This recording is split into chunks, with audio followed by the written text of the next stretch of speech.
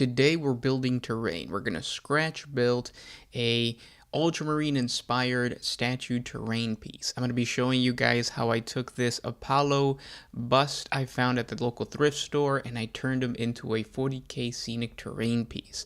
But before I get into the build, I want to talk about what inspired me to finally complete this project, because the Apollo bust statue has been sitting in my office for a really long time. The first time I came across this figure, I thought, oh, this would be perfect for like an Ultramar style terrain board, because it has that Roman or that Greek aesthetic that the Ultramarines are known for. However, it wasn't until I read the Plague Wars again recently that I finally said, you know what, I'm going to complete this project.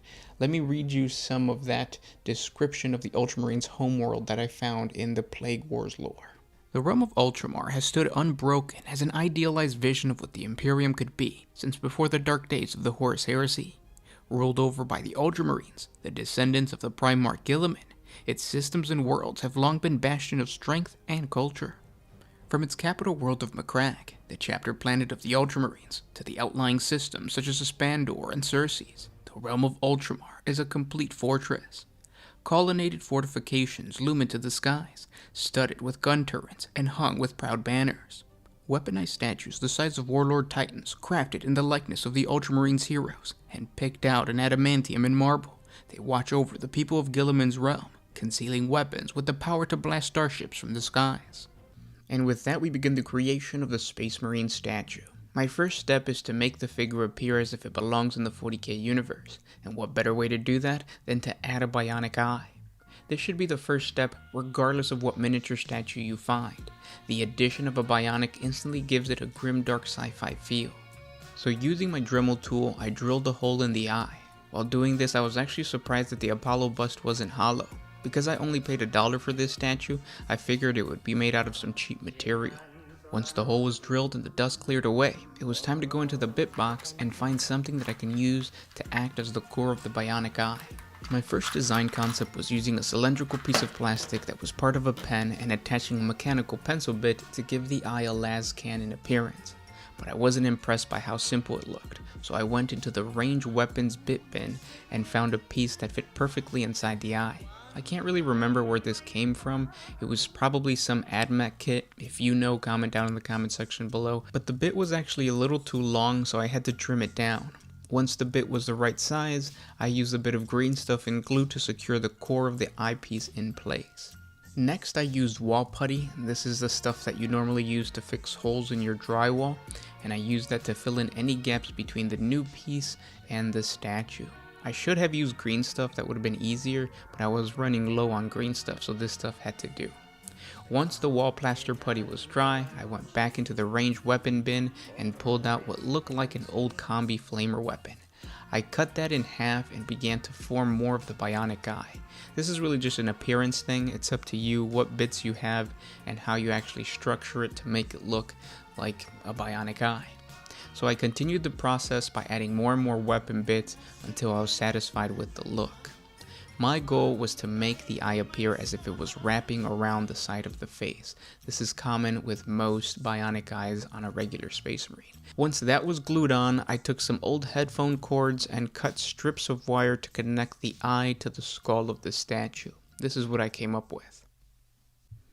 I couldn't just leave the wires glued onto the side of the statue like that, so I used some wall putty and hid the ends of the headphone cord and then sculpted the area to have it blend in with the hair. This made the cords look as if they were actually drilled into the statue's head. Once the bionic eye was complete, it was time to move on to the details of the face. A few weeks ago, I came across an artist on Instagram by the name of Tomás Barcelo Castella. He creates some amazing sculptures that give off this really cool grim sci-fi aesthetic, and it's something that I was going for, so I used him as inspiration. You should check him out too. His Instagram is just Tomás Barcelo Castella. I'll put a link down in the description below, and let him know that One Mind Syndicate sent you. He has some really cool inspirational work, and it's just this cool aesthetic that I think would fit really well with 40K. But anyways, using his theme, I drew on a basic outline of the face that I would later cut with an X-Acto knife. Now, because this statue represents a Space Marine hero, I have to add service studs. These are the small little metal bolts that most Space Marines have on their foreheads or on the side of their heads. These service studs denote rank and service and are common in most Space Marine chapters. I used some rivets that I bought at the dollar store and I just glued them onto the forehead. Once the face is complete, it's time to move on to the statue's chest. I wasn't going to try to add armor because the whole point of this statue is to show off the humanity of the Space Marine.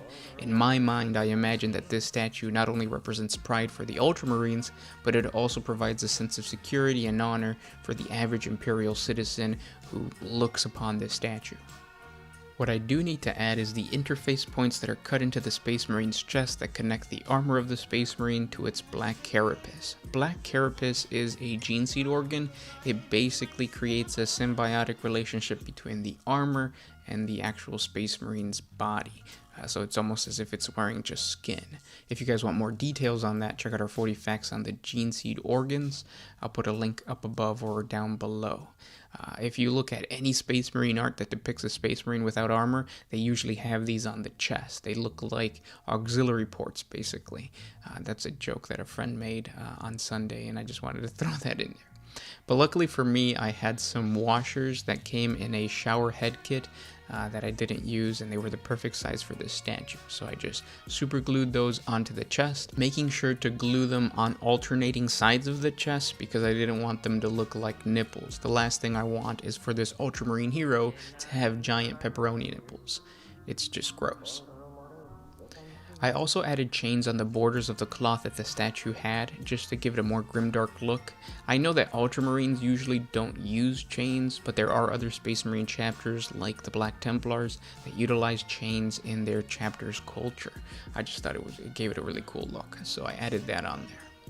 And then the last bit was to cover up the flower pattern on the figure's pin.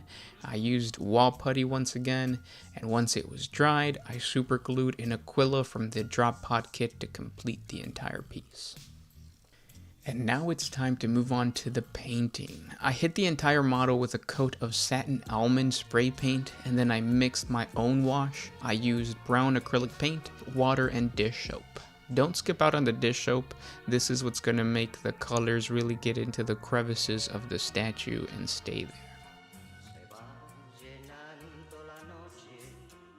And there you have it, a simple statue terrain piece that creates an epic Ultramar ambiance for your tabletop. I hope you guys enjoyed this video. Thanks so much for listening, and I will talk to you tomorrow. This was Gershwin with One Mind Syndicate, signing out.